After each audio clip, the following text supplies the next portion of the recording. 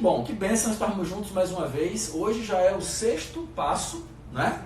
Glória a Deus, 6 dias seguidos já, maratona de curso para casais. Eu espero que esses encontros estejam sendo de grande ajuda para todos nós, para que a gente possa melhorar como casais, melhorar como famílias e a gente possa também ajudar outras pessoas.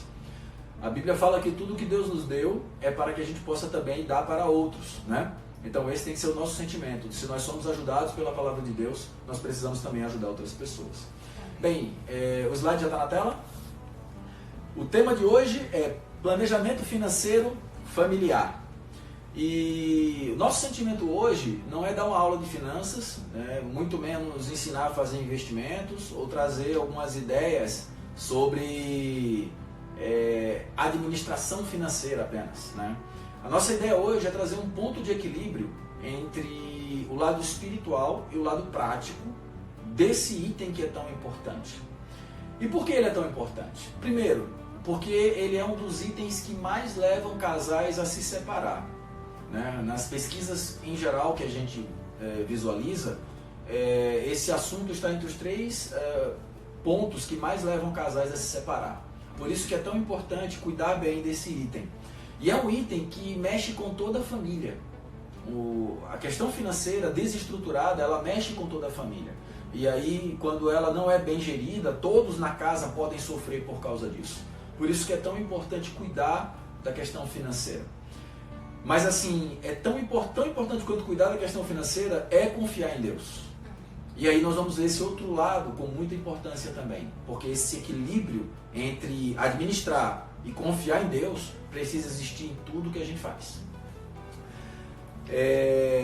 Então, já falamos desse primeiro slide, né? Vou dar sequência para o próximo. Elencando as prioridades.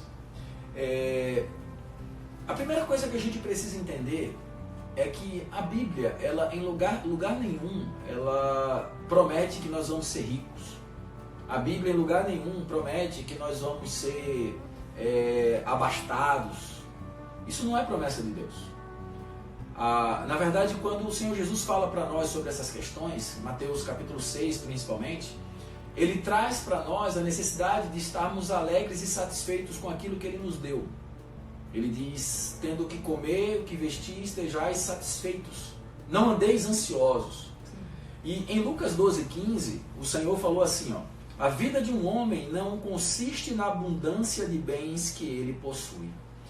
Então, quem vive pensando, preocupado em acumular, em ter riqueza, em construir patrimônio, ele está vivendo com o foco na coisa errada. E eu não estou querendo dizer que nós não podemos construir patrimônio, ter riquezas. Entenda, isso não pode ser o nosso foco. Quando eu coloco o meu foco nessas coisas, eu deixo de dar atenção e importância àquilo que verdadeiramente é importante. E o que verdadeiramente é importante para nós? A nossa família, não é? A igreja, o serviço a Deus. Só como testemunho, eu queria lembrar de uma vez um amado irmão, ele me chamou para tomar um café e ele abriu o coração que ele estava passando algumas dificuldades e a esposa dele não entendia ele, as filhas reclamavam. E aí eu perguntei para ele assim, amado, o que está acontecendo? Aí ele fez, não, porque minha família reclama que eu trabalho demais, que eu tenho muita coisa e que eu não dou atenção, mas elas não entendem que eu estou fazendo tudo isso para dar o melhor para elas. Aí eu disse assim, beleza meu amadão, então vamos fazer uma coisa aqui. Aí eu peguei um papel em branco, coloquei na mesa, fiz 3 círculos no papel em branco e perguntei para ele assim, o que é que tem de mais importante na sua vida? Aí ele fez, é o Senhor Jesus. Aí eu coloquei no primeiro círculo, o Senhor Jesus. O que é que vem em segundo lugar na sua vida? Ele fez, minha família. Aí eu coloquei no segundo círculo, minha família. E o que é que vem em terceiro lugar para você? Ele fez, meu trabalho, meus afazeres, meus negócios. Eu fiz, beleza, vou colocar trabalho. Aí eu virei a folha para ele e perguntei assim, quanto tempo por dia tu dedica para Deus? Aí ele parou, pensou e sentiu dificuldade de dizer quanto tempo. Aí eu perguntei, quanto tempo por dia tu dedica para tua família? Ele também pensou e não conseguiu chegar no tempo que ele dedicava à família. Fiz, e quanto tempo tu está dedicando aí ao teu trabalho? Ele, 10 horas, 12 horas. Ele tinha a profissão dele, E ele tinha outros negócios que ele estava investindo, que estavam a cada dia mais tomando o tempo dele. E aí, nesse momento, eu falei para ele com toda a certeza que a prioridade da vida dele não era Deus nem era a família. E eu espero que você possa entender isso. A prioridade da minha vida é aquilo que toma o melhor espaço do meu coração. E infelizmente muitas pessoas doam o melhor do seu coração para o trabalho, para ganhar dinheiro, para adquirir coisas. E é por isso que hoje existem tantas famílias arrebentadas, destruídas, tristes, porque o foco não está no lugar correto. Por isso que é super importante a gente cuidar desse aspecto. Eu preciso sim ser uma pessoa que trabalha, que estuda, que me desenvolve, que busca fazer sempre as coisas da melhor forma, que busca trabalhar e ganhar dinheiro, mas nada disso tem que ser o meu foco. A coisa mais importante da minha vida é o reino de Deus e a sua justiça. Mateus capítulo 6, versículo 33. Dando sequência, quando nós elencamos prioridade, nós precisamos considerar onde está a nossa prioridade. Entre pessoas e coisas. Nós geralmente dizemos que a nossa prioridade são as pessoas, mas a prática da gente às vezes revela que a nossa prioridade são coisas, né? E nessa balança onde estão pessoas e coisas, eu preciso entender que não é o dinheiro que vai fazer com que eu tenha uma vida melhor, mais feliz, mais plena, mais completa. Se eu acredito nisso, eu vou construir minha base na crença errada. Não é ganhar mais que vai me fazer ser mais feliz. Não é ganhar mais que vai me fazer ser uma pessoa mais plena. Não. Tudo isso é bom, é bom. Pode ser feito, deve ser feito. Mas eu não devo crer que é nisso que está a base para que eu tenha uma vida melhor. A verdadeira satisfação da vida humana, ela não está nessas coisas. A verdadeira satisfação da vida humana está primeiramente em ter Deus como sua vida, seu conteúdo, seu foco. Está em viver com a família, servindo a Deus, e em plena harmonia, cuidando e tendo comunhão com a nossa casa. Está em servir ao Senhor, em levar o Evangelho a muitos outros lugares. É disso que a nossa vida depende. E hoje muitas pessoas estão sendo enganadas, colocando a sua energia em outras coisas, no lugar de colocar a sua energia naquilo que realmente é importante. Mateus 6,24 diz o que, Sânia? Todo aquele, pois, que escuta essas minhas palavras e as pratica, semelhar-o-ei ao homem prudente que edificou a sua casa sobre a rocha. Então, nós precisamos ser prudentes. Nós precisamos edificar a nossa casa sobre a rocha. Nós podemos ter tudo o que a gente desejar, desde que a gente tenha o Senhor como foco de todas as coisas. Amém?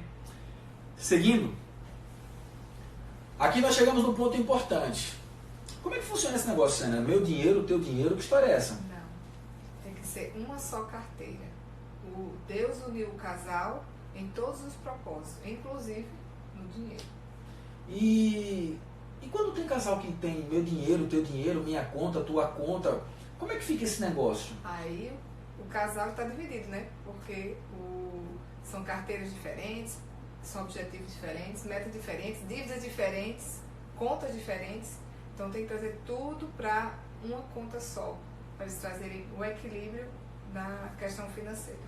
Mas, uma pergunta, dá certo os dois administrarem ou você acha que geralmente um dos dois administra com a comunhão do outro? Como é que funciona legal? Nós achamos que tem que os dois trazer para a comunhão, aquele que tiver como característica ou tiver habilidade melhor em administrar, toma conta, mas informa o outro sempre do que está acontecendo. Mas tudo na comunhão. Entendi. Então não é bom aquele que é mais gastador ficar administrando não, né? Não. Quem é mais controlador, claro, né? Assim vai ter o equilíbrio. Coisa boa. Acho que eu já vi uma história como essa, não já? Já. Isso é muito importante. Essa nossa conversa aqui traz uma luz muito grande que não adianta sermos casados no papel, sermos casados de fato, mas sermos separados ou divorciados na carteira. Deus nos uniu para que nós possamos ter comunhão em tudo e também na questão financeira. que acontece muitas vezes é que as pessoas hoje, por causa do individualismo, ou até desse pseudo-feminismo que existe, eles dizem que você tem que ter sua independência, você tem que fazer suas coisas. E isso muitas vezes quebra a comunhão do casal. Entenda, ter uma única comunhão financeira não significa estar subjugado. Ter uma única comunhão financeira significa que vocês fazem as coisas em conjunto. Que vocês tomam decisão buscando o que é melhor para a família, e não o que é melhor para mim, e não o que é melhor para você. Quando nós atuamos com as nossas independências, nós geralmente criamos as nossas áreas onde aqui você não mexe, isso aqui é meu. E isso não é bom, porque a longo prazo isso vai causando muros de separação dentro da nossa relação. Não há nada na vida de um casal que deva ser separado. Todas as coisas têm que ser juntas e em comunhão. Então não é meu dinheiro, não é seu dinheiro, é nosso dinheiro. E eu quero dizer mais, e isso é verdade até mesmo quando só um dos cônjuges trabalha. Quando só um trabalha e o outro não trabalha, é muito comum você ver às vezes o que não trabalha dizer: ah não, porque eu tenho que pedir dinheiro ao meu marido, como se o dinheiro fosse dele. Está errado. O dinheiro é tão seu quanto dele. Não é porque ele trabalha e ele é o provedor do dinheiro que o dinheiro é só dele. No casamento, tudo é de todos. E nós precisamos aprender a fazer isso em comunhão. Nós tivemos um período, quando a gente foi morar em São Paulo, que Sânia decidiu parar de trabalhar para cuidar das meninas. E eu disse para ela: olha, você estudou, você se formou, eu não quero que você tome essa decisão simplesmente por causa da necessidade em si, mas que seja algo que você realmente queira. E aí ela tomou essa decisão de cuidar das meninas. O que eu ganhava dava pra gente se manter, e como ela sempre administrou financeiramente muito melhor do que eu fiz a brincadeira do gastador, né? O gastador aqui era eu, tá, gente? E aí ela coordenou tudo isso, né?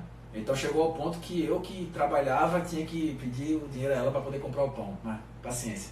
Mas o fato é, a gente aprendeu a ter comunhão em todas as coisas. E depois, com o passar dos anos, a gente achava estranho quando a gente via casais que tinham esse tipo de problema. Não, porque o dinheiro dele, isso nunca bateu na cabeça da gente. Como assim o dinheiro dele? E eu me lembro de um irmão uma vez que falou para a Sânia assim: como é que você se sente à vontade que se só teu marido ganha dinheiro? Ela fez: mas o dinheiro do meu marido é meu dinheiro. Então, a gente tem que entender isso. Isso daí é uma base para a bênção da relação e da comunhão financeira do casal. Louvado seja o Senhor. E quando a gente fala de economizar, de lidar com o dinheiro, existe um fator muito importante que nos ajuda a economizar, que são as economias intangíveis. O que são economias intangíveis? São economias que a gente faz com as atividades que a gente faz em casa ao invés de terceirizar. Por exemplo, quando você lava seu carro, você economiza no mínimo R$30, que é o valor de um lava-jato. Quando você faz a faxina da sua casa, no lugar de pagar uma pessoa para fazer, você economiza R$80, R$100. E quando a gente começa a fazer essas pequenas contas da economia que a gente faz quando a gente faz os trabalhos de casa, o ganho no final é grande. Quando a gente, por exemplo, ajuda nossos filhos a se envolverem, a lavar os pratos, a fazer uma limpeza na frente da casa, isso, além de educar o caráter dos nossos filhos, também nos ajuda a economizar. E isso faz muita diferença, sim.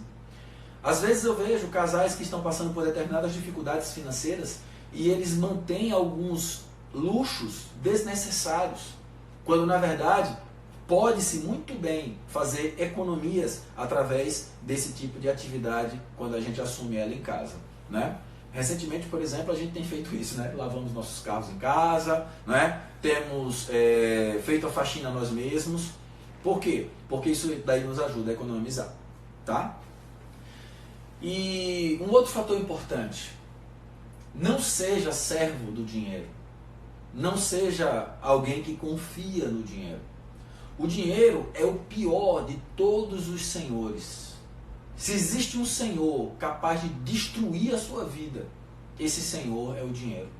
E infelizmente muitas pessoas hoje choram e sofrem por causa de dinheiro.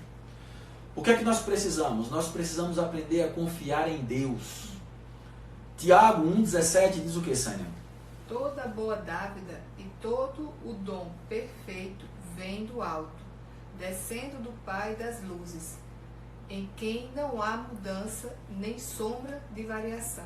Ou seja, o que Tiago está dizendo aqui para a gente? Tiago está dizendo que em Deus não há mudança, em Deus não há alteração, em Deus não há variação. Tudo o que Ele prometeu, tudo o que Ele tem dito para nós, Ele vai fazer.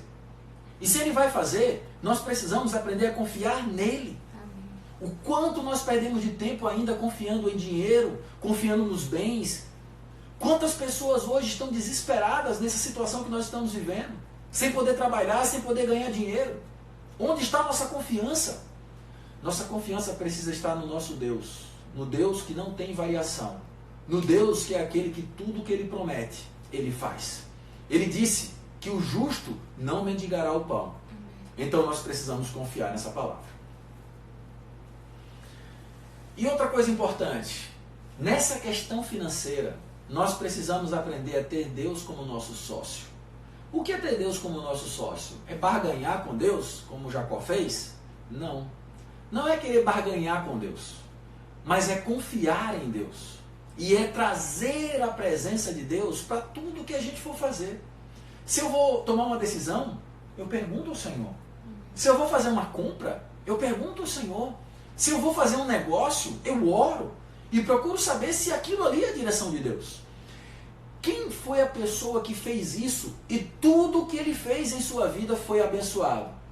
José. José foi tal pessoa. José foi alguém que tudo que ele fazia, e em tudo que ele fazia, ele era próspero. Entenda essa palavra próspero. Próspero não é rico, porque José foi próspero na casa de Potifar como escravo, José foi próspero na cadeia, e José foi próspero depois governando o Egito. Ser próspero não está relacionado a ter muitos bens. Ser próspero está relacionado a ser uma pessoa que tudo que ela faz, Deus é com ele. Amém. Nossa oração e nosso desejo é que tudo que você possa fazer, Deus seja com você. Louvado seja o Senhor. Nós vamos agora ler alguns versículos que estão em Gênesis 39. Vou pedir para a Sânia ler bem forte para a gente aqui. Amém. E o Senhor estava com José, e foi homem próspero, e estava na casa de seu senhor egípcio. Gênesis 39, 2. O seguinte: vendo, pois, o seu senhor, que o Senhor estava com ele, e tudo o que fazia, o Senhor prosperava em sua mão. Gênesis 39, 3. E Gênesis 39, 23 fala: e o carcereiro mor não teve cuidado de nenhuma coisa que estava na mão dele, porquanto o Senhor estava com ele, e tudo o que fazia o Senhor prosperava. José foi alguém próspero, e por ser próspero, ele prosperava em todos os lugares onde ele estava. Eu espero que você possa ficar bem claro essa noite do que é ser próspero. E eu quero que você creia que Deus quer ser muito próspero na sua vida. Amém? Louvado seja o Senhor. Então, uma visão muito clara que a gente também precisa ter a respeito de administração financeira é que nós precisamos aprender a confiar em Deus. E confiar em Deus está relacionado à nossa prática de oferta. E por que isso é tão importante? Porque ofertar traz para a nossa experiência muitos benefícios. E nós vamos falar um pouco agora desses benefícios. O primeiro grande benefício de ofertar é que Deus, ele faz o pouco virar muito, e ele faz o muito ser distribuído da forma adequada. De maneira tal que para quem tem muito não sobra, para quem tem pouco não falta. É assim que Deus trabalha. E Deus, ele retém o devorador quando a gente aprende a confiar nele. Eu creio que muitos dos que estão nos assistindo aqui têm experiências de ofertar ao Senhor em apertos e em dificuldades, e no meio de toda essa situação ver que milagrosamente tudo o que ele precisava foi suprido. Isso é o dom inefável de Deus. É assim que Paulo chama em 2 Coríntios capítulo 9, dom inefável. É um dom que não tem palavras que se explique. E isso só pode ser vivido pela fé, quando nós cremos na palavra de Deus. Então, o primeiro grande benefício de quem aprendeu a ofertar é que essa pessoa, ela retém o devorador. Segundo grande benefício de quem aprendeu a ofertar é ser liberto do amor ao dinheiro. O que a Bíblia ensina sobre isso em 1 Timóteo capítulo 6, versículo 10? Que o amor ao dinheiro é a raiz de todos os males. Então, quando eu aprendo a ofertar, quando eu aprendo a doar de coração, eu aprendo a não amar o dinheiro. Segunda coisa importante, quando eu oferto, eu também acumulo riquezas nos céus. E o Senhor Jesus, quando fala sobre isso, ele diz que essa riqueza nem a traça corrói, nem o ladrão rouba. Porque é um investimento espiritual, é um investimento celestial. E outra coisa importante, que está também em Lucas capítulo 16. Quando eu oferto, eu deixo de servir a Mamon. Quem é Mamon? Mamon é o Deus das riquezas. Esse texto de Lucas fala justamente isso. Nenhum servo pode servir a dois senhores, porque há de aborrecer a um e amar o outro, ou há de se chegar a um e desprezar o outro. Não podeis servir a Deus e a Mamon. Em algumas versões bíblicas, esse trecho está: não podeis servir a Deus e às riquezas. Mas no original grego a palavra é Mamon, é o Deus das riquezas. Não ser escravo do dinheiro, né? Não Exatamente. Ser escravo das riquezas. E a terceira coisa importante é cooperar com o avanço do Evangelho. Quando eu aprendo a ofertar, quando eu aprendo a suprir pessoas que têm deixado tudo para servir a Deus e para levar o Evangelho a outras pessoas, eu aprendo a cooperar com o Evangelho. Amém. Deixa eu lhe fazer uma pergunta. Você sabia que o Senhor Jesus, ele tinha um ministério suprido financeiramente por pessoas? Sabia disso? Muitas pessoas acham que o ministério de Jesus era celestial. O dinheiro caía do céu, a comida caía do céu, tudo era milagroso. Mas não era não. O ministério de Jesus Cristo era suprido por pessoas. Em Lucas capítulo 8, versículo 3, diz assim, ó: e Joana, mulher de Cusa, procuradora de Herodes, Susana e muitas outras, as quais lhe prestavam assistência com seus bens. O próprio Jesus Cristo era suprido por pessoas que abençoavam financeiramente seu ministério. Por isso, que ser pessoas que doam, que ofertam, para aqueles que estão sendo úteis a Deus, também é uma fonte de bênção. Então, nós podemos ver que ofertar traz inúmeros benefícios na nossa vida espiritual. E mais do que isso, ofertar nos faz experimentar a provisão divina que vem de Deus. Dando sequência, agora nós vamos falar do principal princípio da oferta. Sânia vai ler para a gente Gênesis capítulo 4, versículos do 2 ao 7. Amém. Depois deu à luz a Abel, seu irmão. Abel foi pastor de ovelhas e Caim lavrador. Aconteceu que no final de uns tempos trouxe Caim do fruto da terra uma oferta ao Senhor. Abel, por sua vez, trouxe as primícias do seu rebanho e da gordura deste. Agradou-se o Senhor de Abel e de sua oferta, ao passo que de Caim e de sua oferta não se agradou. Irou-se, pois, sobremaneira Caim, e descaiu-lhe o semblante. Então lhe disse o Senhor: por que andas irado? E por que descaiu teu semblante? Se procederes bem, não é certo que serás aceito? Se todavia procederes mal, eis que o pecado jaz à porta, e seu desejo será contra ti, mas a ti cumpre dominá-lo. Olha só. O primeiro princípio de oferta na Bíblia não está relacionado ao que você entrega. Está relacionado a quem você é. O texto bíblico diz assim: agradou-se o Senhor de Abel e da sua oferta, ao passo que de Caim e de sua oferta não se agradou. A oferta, em primeiro lugar, ela diz respeito ao que eu sinto no meu coração quando eu o faço. Por isso que em 2 Coríntios capítulo 8, Paulo fala que nós devemos ofertar de todo o coração. Nós devemos ofertar como alguém que está alegre, grato. A oferta ela deve ser motivo de alegria, de exultação, porque eu tenho um Deus que supre tudo o que eu preciso. E porque esse meu Deus maravilhoso supre tudo o que eu preciso, eu oferto com toda alegria, porque esse Deus é maravilhoso. Esse era o coração de Abel.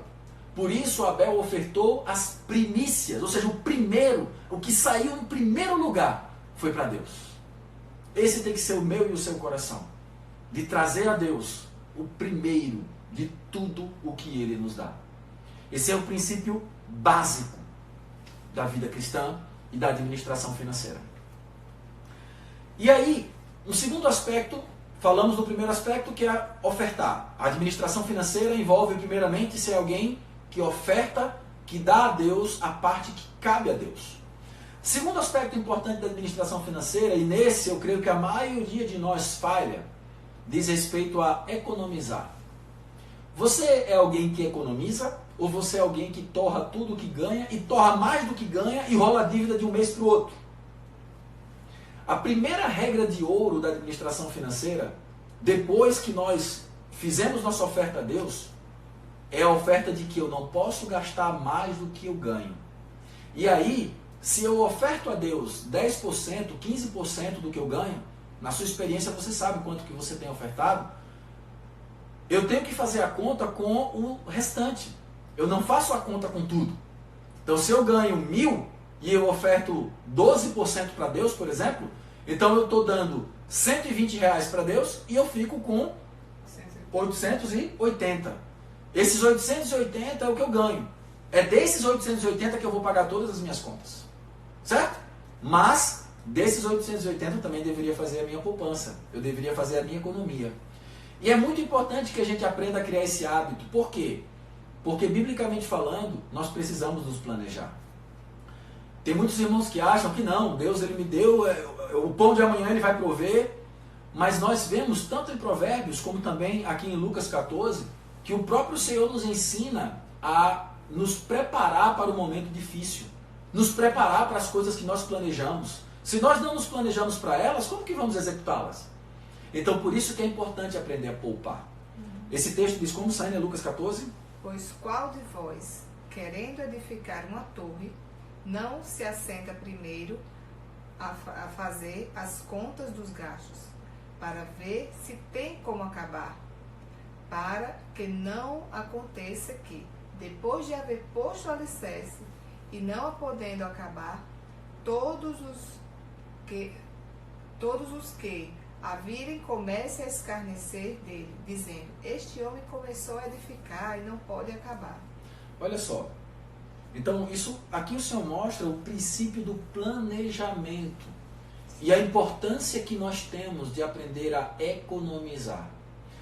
Não existe regra sobre quanto que eu devo economizar, tá? Isso aí vai de acordo com cada um. A nossa recomendação é que você possa economizar também 10%, tá? Daquilo que você ganha. É você aprender a todo mês pegar 10% do que você ganha e colocar na poupança.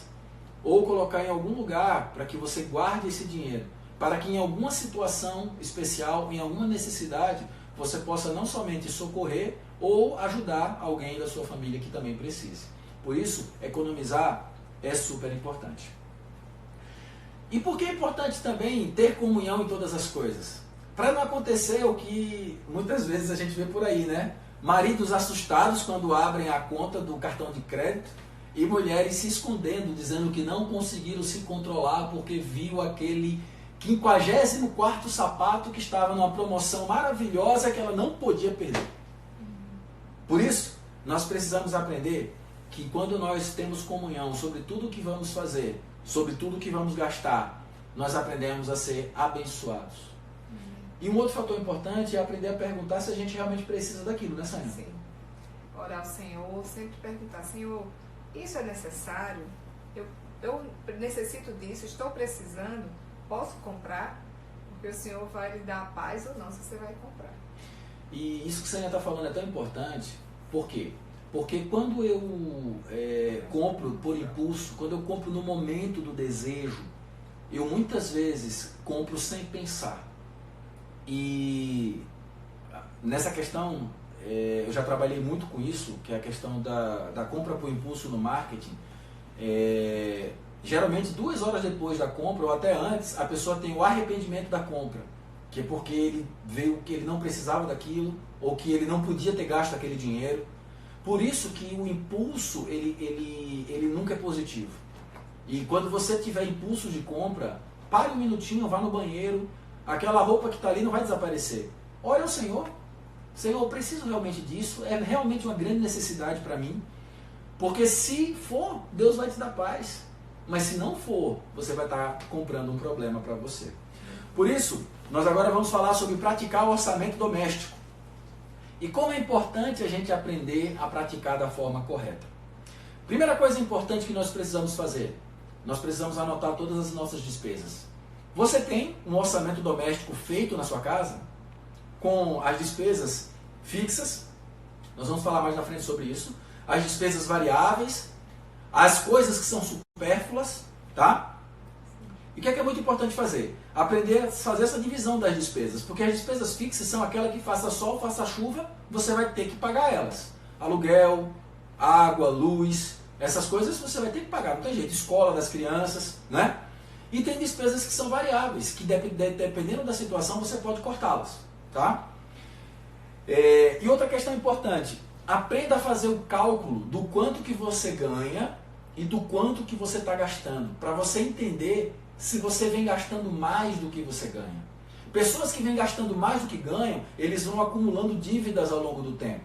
E o problema é que muitas vezes quando você abre os olhos, essa bola de neve já está grande demais. E alguns chegam até ao desespero, ou vão buscar empréstimos e outras coisas e acabam se endividando mais ainda para resolver os seus problemas. Então, faça sempre um planejamento de compras. Busque poupar dinheiro e jamais deixe de ofertar ao Senhor. Isso faz toda a diferença na nossa administração financeira.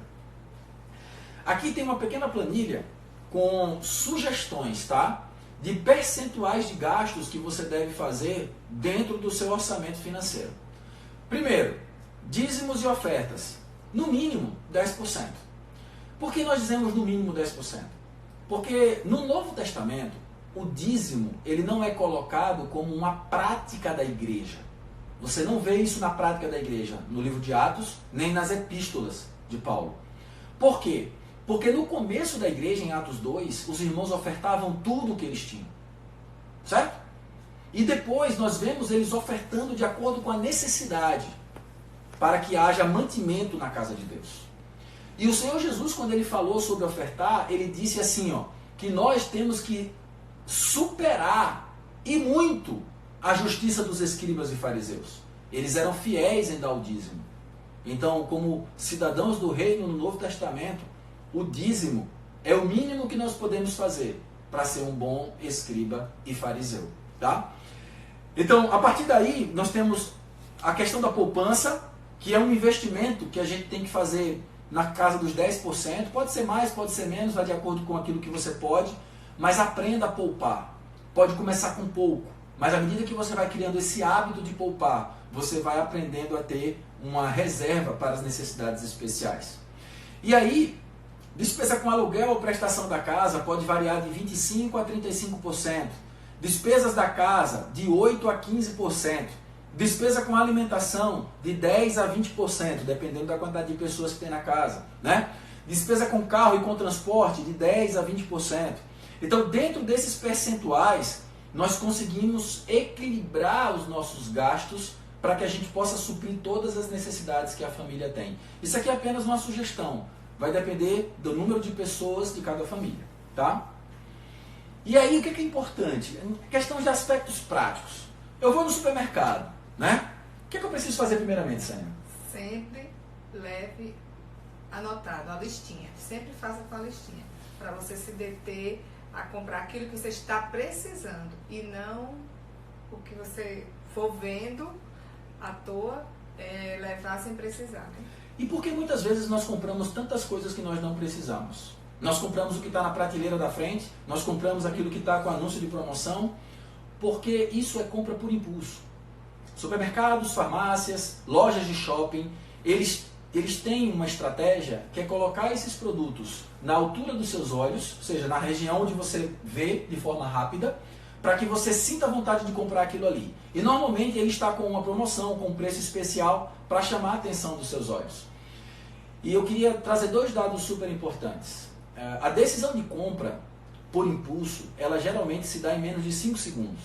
Então quando você bate o olho no lugar e você, que legal, você pegou aquilo ali e colocou no carrinho, você já fez a sua decisão de compra. Se ao longo do tempo que você vai no supermercado, você para um minutinho para orar e perguntar se você realmente precisa daquilo, você vai poder ter a direção de Deus. Cuidado! Tudo nos mercados, tudo nas farmácias é preparado para você levar por impulso. Então, faça a lista que você já falou. Outra coisa importante que tem que fazer quando for. Nunca vá com fome. Por quê? Porque você vai querer comprar muita mais coisa que você precisa. E principalmente guloseimas, né? Perfeito. Sem necessidade. Quando nós estamos alimentados, o nosso índice de satisfação aumenta. E quando você está satisfeito, você precisa de menos coisas na sua vida. Por isso que é importante aprender a não frequentar determinados lugares com fome, porque você vai acabar fazendo mais do que você deveria fazer, tá? Outra questão importante, evite ir muitas vezes ao supermercado, evite ir muitas vezes à farmácia. Por quê? Porque cada vez que você vai, você é impactado por promoções e por coisas que vão levar você a comprar por impulso. Então, o ideal é que você consiga ir no máximo 2 vezes por mês. E se você tem uma família grande, compre sempre por atacado, porque isso aí vai fazer você economizar muito quando comparado a comprar no supermercado. Cuidado com as promoções, cuidado, elas são iscas para pegar você e às vezes você comprar coisas desnecessárias, tá? Outra questão, quando for no shopping, para quem gosta, né? Eu não sou muito chegado a shopping não, mas tem gente que gosta de passear no shopping. Então, cuidado com as vitrines, cuidado com as coisas que você observa. Se de repente bateu o olho, se apaixonou por um vestido, e aí, Sânia? Aí tem que dar mais uma voltinha, orar ao Senhor e voltar, se compra ou não. Mas de primeiro não. Perguntar ao Senhor, né? Nós temos esse recurso maravilhoso, que é o de perguntar ao Senhor. E nós podemos também perguntar ao nosso cônjuge, será que cabe no nosso orçamento? Dá para fazer? E aí, se a gente chegar à conclusão que não dá, a gente não faz, não tem problema, tá? Ninguém vai morrer por causa disso. Mas hoje nós vivemos de forma tão ansiosa e angustiada, que se a gente não realizar aquilo naquela hora, a nossa vida acabou. Muitas vezes é assim, né? E muito cuidado quando for passear nos supermercados ou no shopping com os filhos, que eles têm a tendência de sempre querer pedir e a gente não querer oferecer aquilo que eles querem, mas não olhar para o nosso orçamento, né? Por isso que é importante também fazer os filhos participarem da questão financeira, né? Conscientizá-los das necessidades. Aqui é apenas uma planilha para que vocês possam entender como é que a gente pode organizar a questão financeira, tá? Nós podemos colocar a planilha pelas entradas, nós podemos colocar as saídas, as despesas variáveis, e aí a gente pode fazer o total das nossas despesas e no final colocar o saldo, o quanto que sobra, ou o quanto que está faltando. Se sobra, amém, eu posso fazer um investimento, eu posso colocar numa poupança, eu posso ofertar para uma necessidade do Senhor, mas se falta, eu tenho que voltar para as despesas e ver onde eu vou ter que cortar, para que não falte mais. Tá? Isso é muito importante. Uma coisa muito importante, voltando aqui na planilha. Muito importante é ter atenção com o cartão de crédito. Perfeito. O cartão de crédito, ele não é nosso aliado. Pode ser, se a gente souber usar. Mas se não, ele vai ser nosso grande vilão no orçamento. E por que o cartão de crédito muitas vezes é um grande vilão? Porque quando eu estou comprando no cartão de crédito, eu não tenho uma noção que eu vou ter que pagar aquilo ali. E muitas pessoas às vezes compram no cartão, aí olham para a conta, vê que tem saldo na conta e gasta também o que está na conta.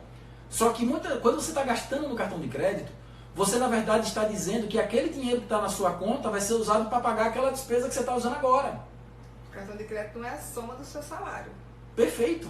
Então eu tenho que saber separar essas duas coisas. Senão eu vou acabar pensando que eu posso gastar aqui e depois eu vou compensar ali. E não compensa. Eu estou simplesmente deixando de usar aquele dinheiro que está na conta nesse momento para ter que usar depois. E isso eu tenho que ter consciência. Se você não sabe administrar cartão de crédito, eu te aconselho a não ter. Muitas pessoas se quebram financeiramente por causa de cartões de crédito. Tá? Esse próximo slide, eu não sei se vocês vão conseguir enxergar, ele está um pouco escuro, mas nada mais é do que mostrar como a gente tem uma vida financeira saudável. Tá? Primeira coisa importante, nós precisamos saber identificar o quanto que temos de receita e se ela cobre ou não as minhas despesas. Por isso que eu preciso adaptar meus gastos. Segunda coisa, evite fazer parcelamentos de longo prazo. Tem gente que compra olhando para a prestação e não olhando para o preço que ele vai pagar ao todo. Você perde muito dinheiro com isso. É muito melhor às vezes pagar à vista, porque você tem um bom desconto, do que parcelar em 10, 15 vezes, quando isso daí é colocado juros. Porque você vai pagar um valor muito alto. Ah, eu paguei uma prestação barata de R$80, mas foram 24 prestações, você pagou 2 produtos. Você perdeu dinheiro, tá? Outra questão importante, registre tudo que você gasta. Até mesmo um cafezinho. Muitas vezes nós não temos noção do quanto gastamos com lanchinhos e com besteiras no nosso dia a dia. Outra questão importante, mantenha sempre as suas faturas em dia e busque economizar nas contas domésticas. Ensine sua família a economizar energia, desligando a luz desnecessária, utilizando os eletrodomésticos apenas que são importantes. Cuide para que essas coisas não sejam desperdício. Não desperdiçar no uso da água. Economizar em outros aspectos práticos. Outra questão, comer fora. Quando você faz uma conta, por exemplo, de comer numa churrascaria com sua família e fazer o churrasco na sua casa, você vai ter um choque da diferença de custo. É enorme. Então, às vezes, nós podemos aproveitar para fazer algo na nossa casa, chamar os amigos, inclusive estou aqui, pode me convidar, iremos com toda alegria, né, irmão? E aí, é muito importante que você possa economizar nessas coisas. E nós podemos sim economizar comendo em casa e comendo bem também, tá? Então, essas coisas fazem toda a diferença. E para finalizar, nós queremos trazer alguns destaques muito importantes para tudo isso que a gente pôde discutir e aprender hoje. Primeiro, inclua o Senhor Jesus na sua vida financeira. Não faça nada sem o Senhor. Não compre sem o Senhor. Não decida sem o Senhor. Não faça nada sem o Senhor. Isso vai nos ajudar muito a tomar decisões corretas. E quando você estiver inseguro, eu quero te dar um outro conselho. Busca a liderança da igreja. Os irmãos podem nos ajudar muito em aspectos de tomada de decisão, de financiamento, de determinadas compras.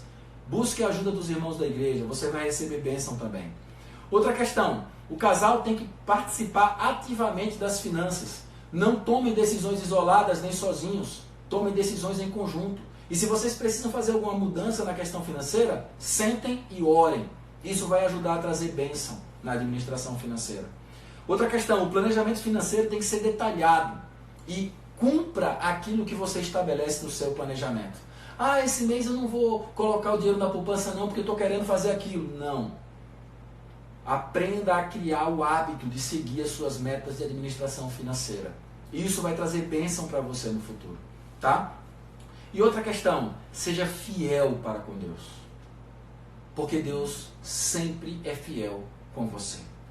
Se nós guardarmos esses princípios e olharmos para tudo que recebemos como sendo de Deus e não nosso, nós administraremos o nosso dinheiro com temor e tremor.